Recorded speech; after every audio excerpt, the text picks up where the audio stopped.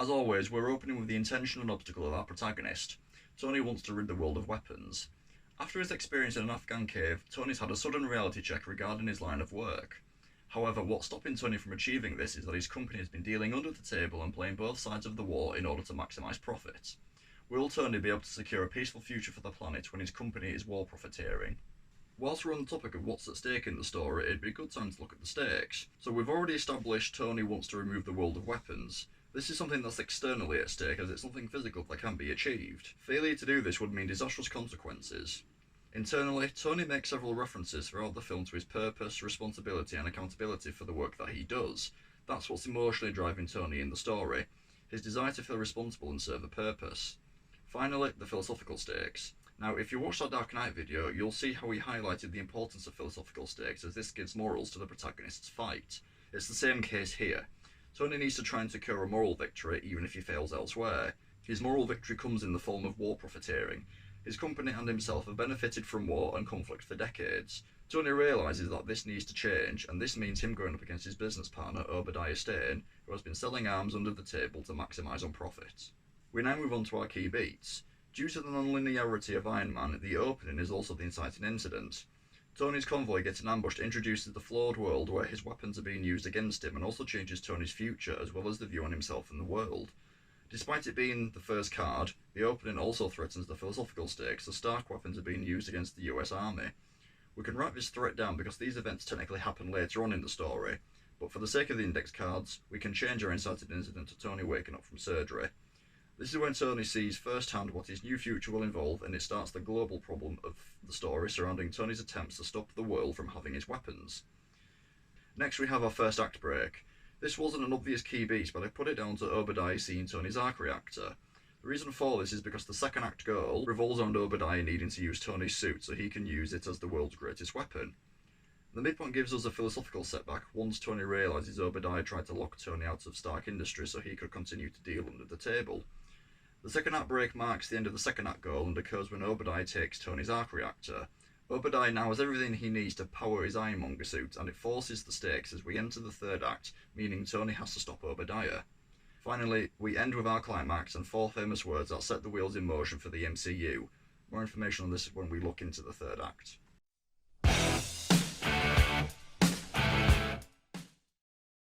So after our opening and inciting incident of Tony's convoy being ambushed, we see Tony being held hostage by the terrorists, before seeing Tony win an award, and we learn about his impact on the weapons industry. Once he's left the award ceremony, he's questioned outside by a reporter who asks him about his war profiteering. It introduces the philosophical stakes of the story, as Tony justifies his involvement by saying military funding helps advance scientific research and benefits the wider community.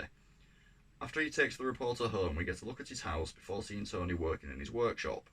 Here we see how arrogant he is with money and how he needs Pepper to help him keep a grip on what's planned in his life. This is in reference to the fact that he was due on a flight to Afghanistan for a weapons presentation.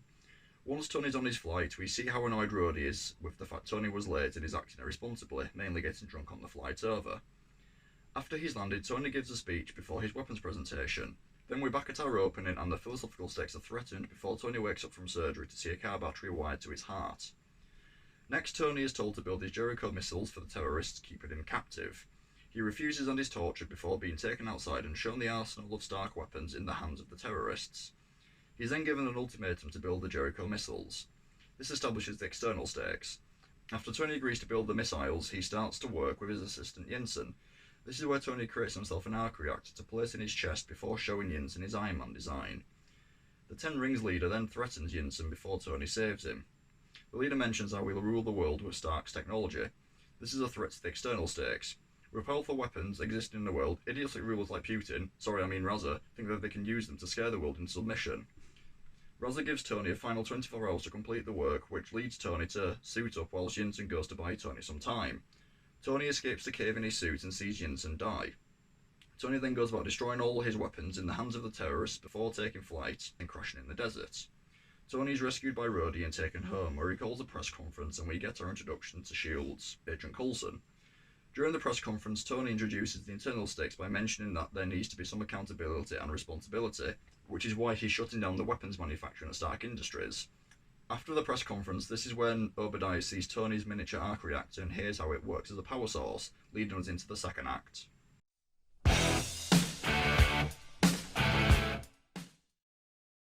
Once we're into the second act, we see Pepper changing Tony's arc reactor. The danger outlined in its removal is key to events later on in the story, and refer to our index card sheet to see why. Tony heads to the US Air Base where he speaks to Rhodey about his new military project. Rhodey isn't interested as it isn't going against Tony's statement from the press conference. This is another external threat. Tony's next project involves ridding the world of weapons, but no one wants to help him.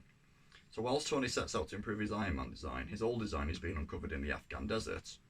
Tony is building and testing different parts of his new Iron Man design before being told the board of directors want to lock him out of Stark Industries because he's taken the company in a new direction.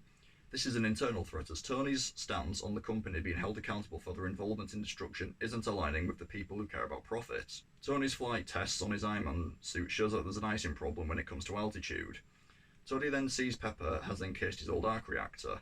Then we see Raza overseeing the reconstruction of Tony's suit. Whilst in his workshop, Tony learns that he hasn't been invited to his company's charity ball. He crashes his own party and makes an appointment with Coulson and S.H.I.E.L.D. before dancing with Pepper. When he's at the bar, Tony learns that his weapons are being used in civilian towns and villages in Afghanistan. He challenges Obadiah, who owns up to being the one who will lock Tony out of the company. This not only is a philosophical setback as Obadiah is double dealing and profiting from war, but also the midpoint in our story. It changes the direction as Tony is now more determined to remove his weapons from the hands of the Ten Rings.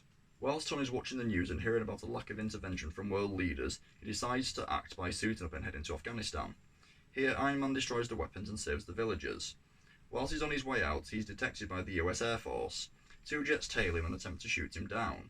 Tony tells Rhodey that he's the one in the suit. Rhodey tries to save Tony from being fired upon before Tony saves the pilot by opening his parachute. Obadiah watches the press conference before travelling to Afghanistan and taking Tony's suit. Tony wants Pepper to steal shipping manifestos to put a stop to Stark Industries dealing under the table. Pepper initially declines before Tony justifies why he's wanting to intervene.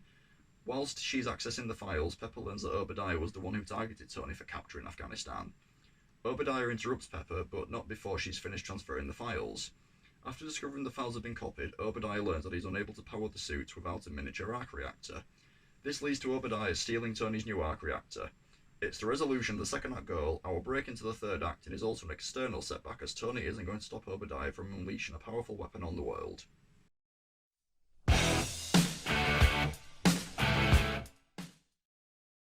Now we've arrived at our third act.